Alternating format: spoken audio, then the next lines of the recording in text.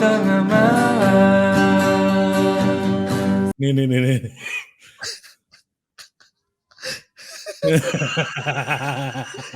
Bang Raul. Tapi Bang Raul ini salah satu orang yang selamat dari tragedi Santa Cruz tahun 91.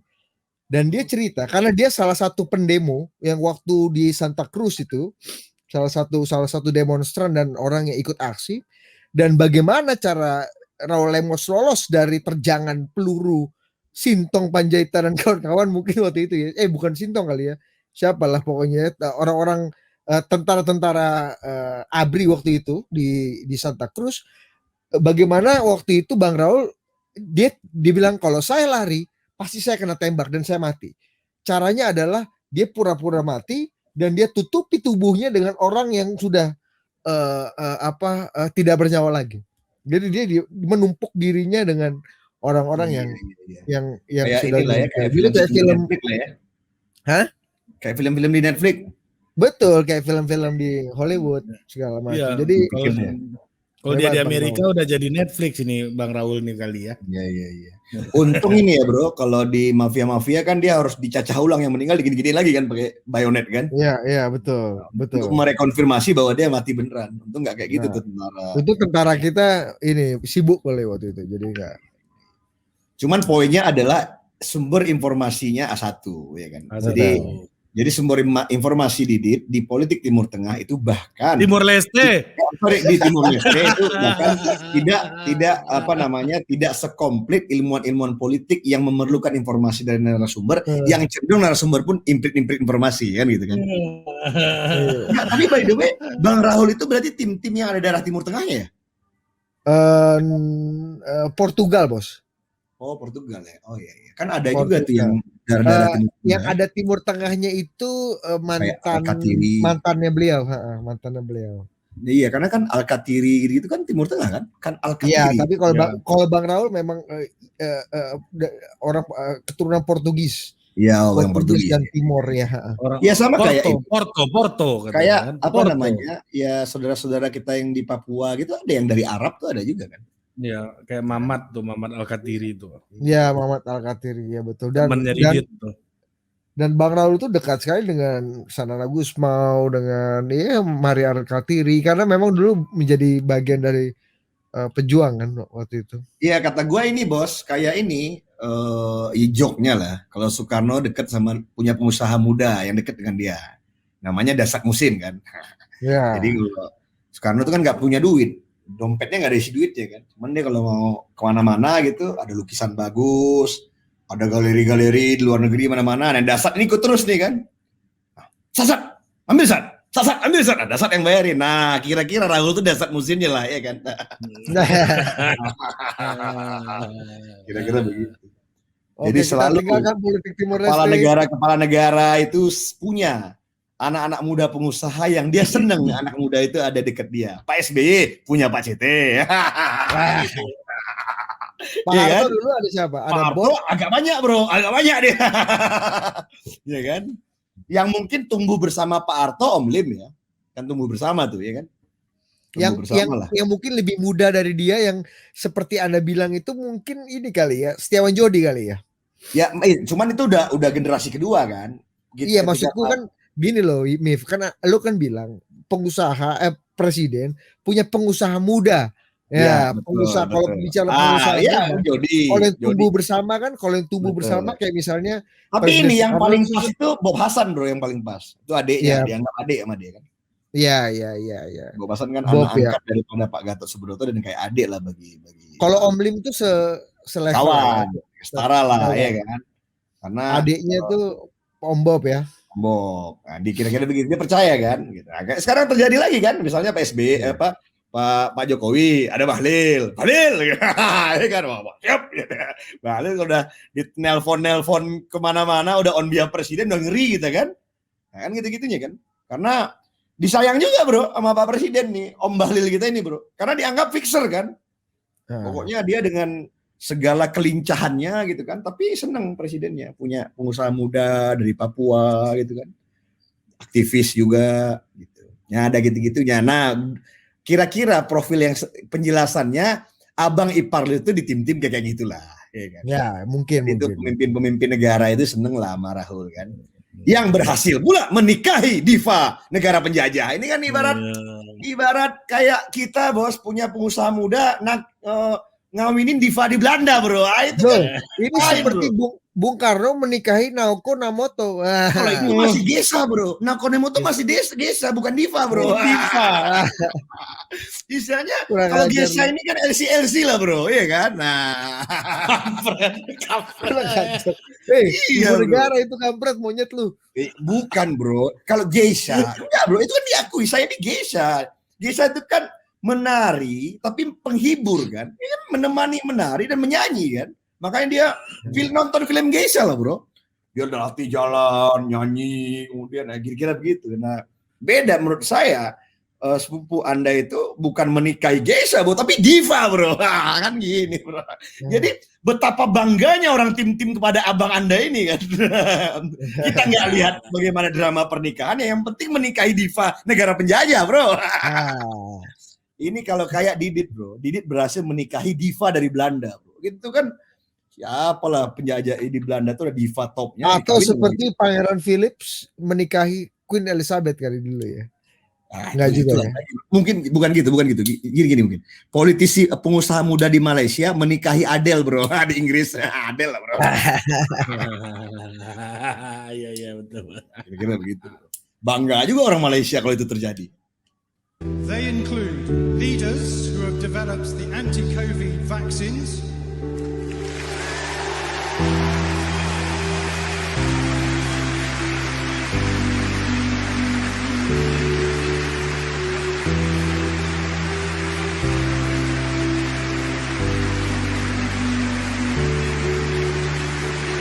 NHS.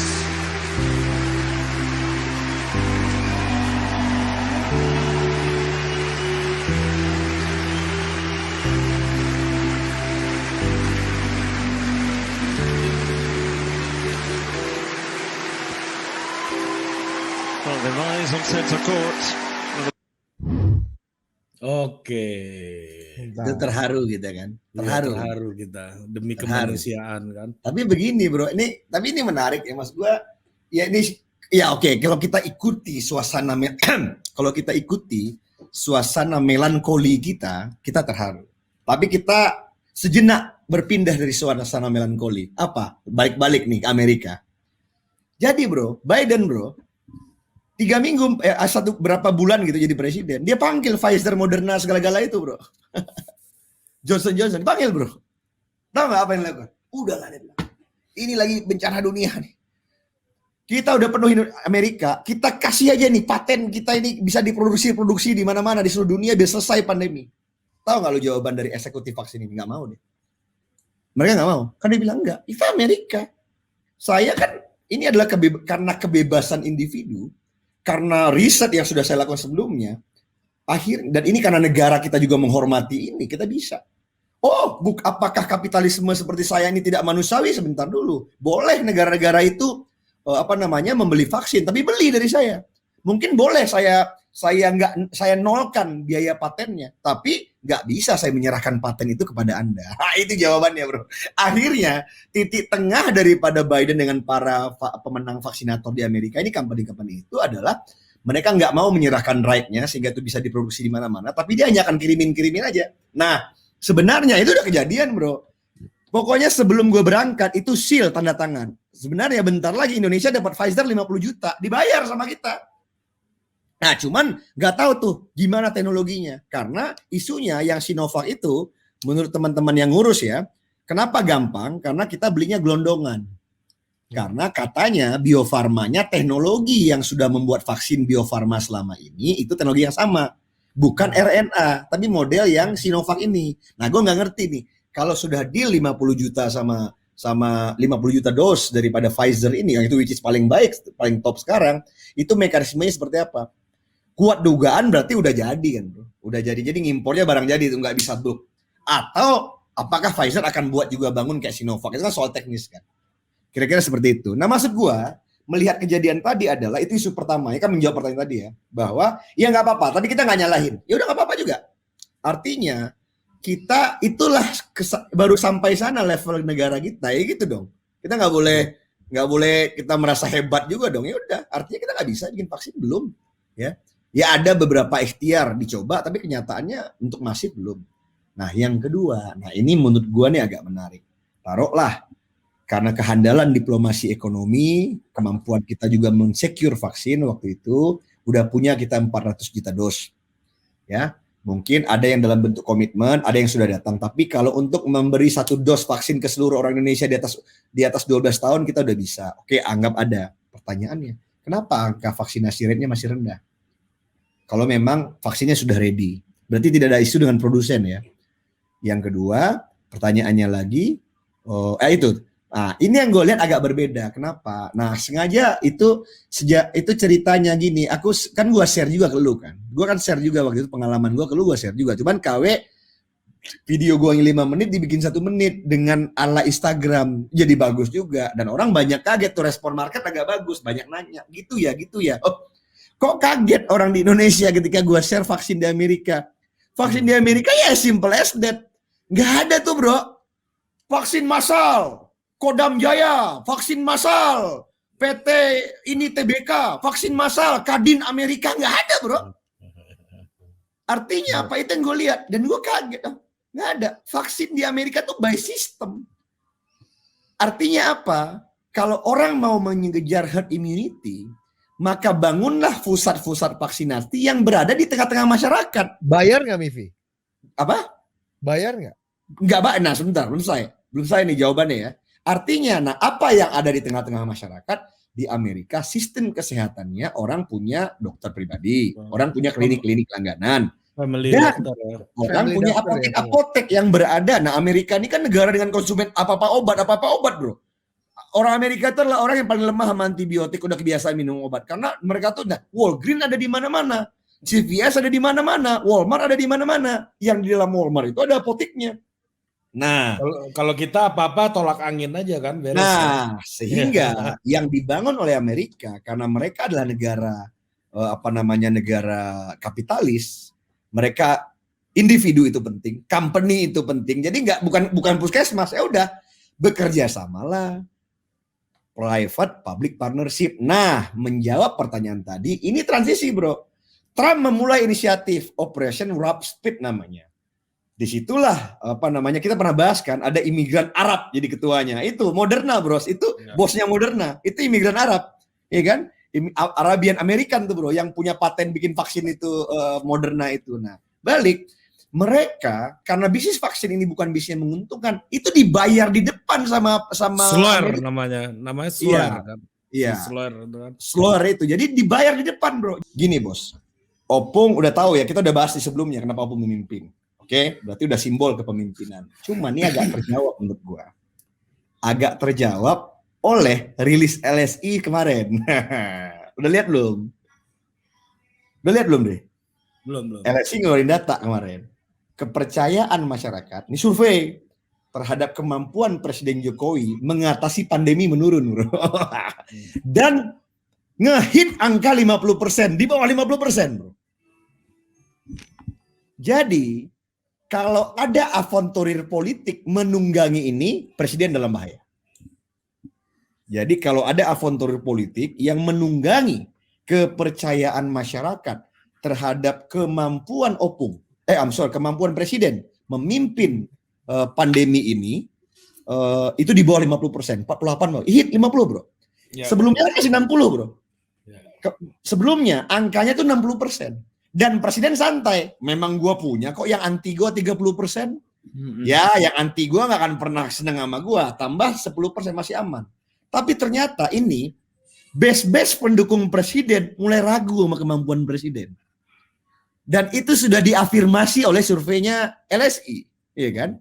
Dan diafirmasi oleh tweetnya Denny Siregar kemarin, PPKM darurat jangan diperpanjang katanya. Nah, sebentar dulu. Tapi jangan salah. Nah, ini menarik, bro. Kalau dilihat, nah itu itu analis ya. Nah, tambah lagi analisis kedua, bro.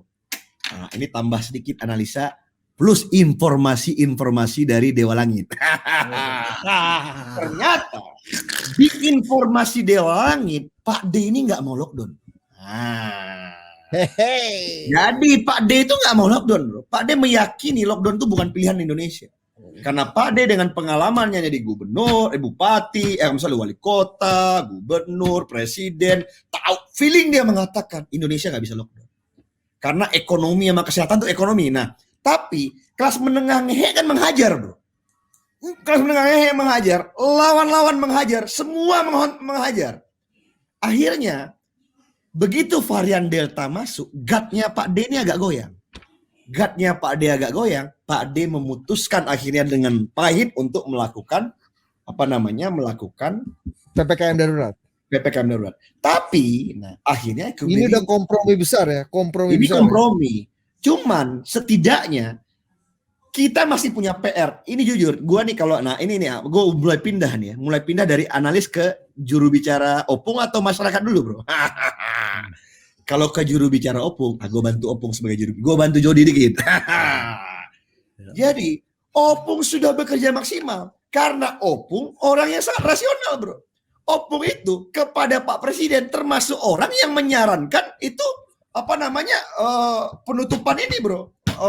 Penutupan terbatas. Karena kan Opung tuh staffingnya top, bro. Opung itu top, ya kan? Pokoknya hitungan itu yang epidemiologi teman-teman yang memberi masukan itu ya rasional aja. TikTok aja udah taktuk gitu.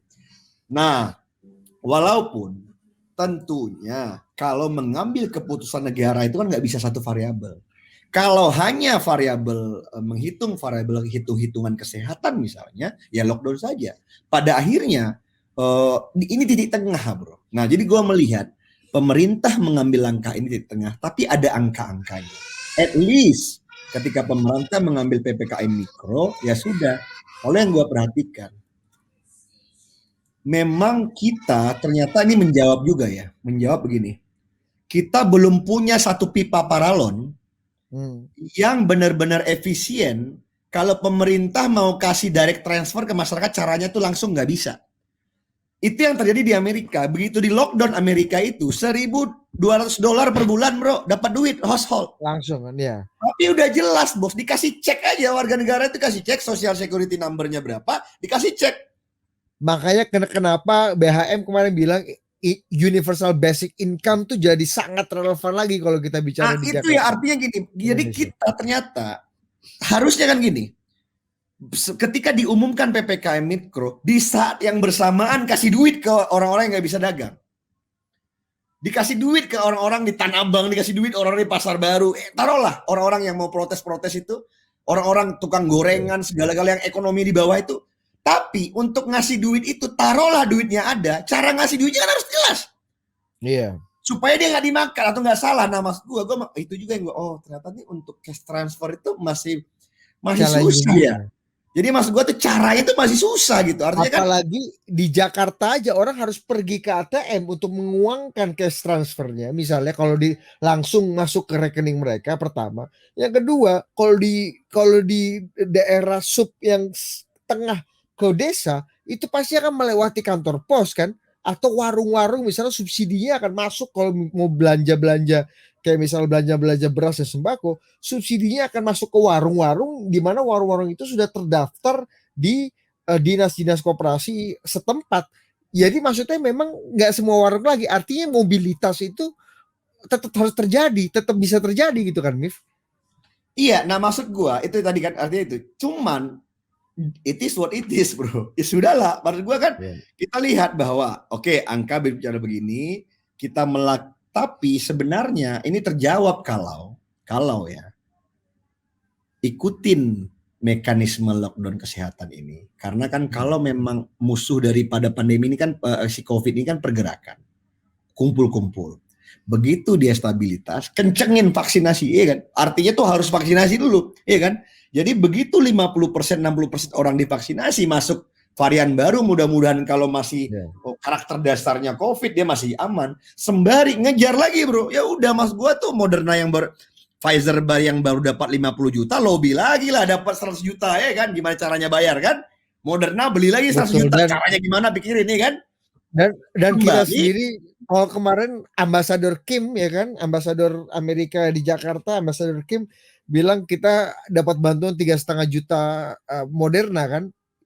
baru tuh kan bagus sekali, 1,5 sudah datang, tinggal yang 2 juta lagi. Jadi menurut gua pelan-pelan lah kita menuju Ya, tapi kan itu menuju kurang dan nih. Bu Artinya Retno lagi itu kan keliling 2 dunia, juta. Bos. Itu kurang.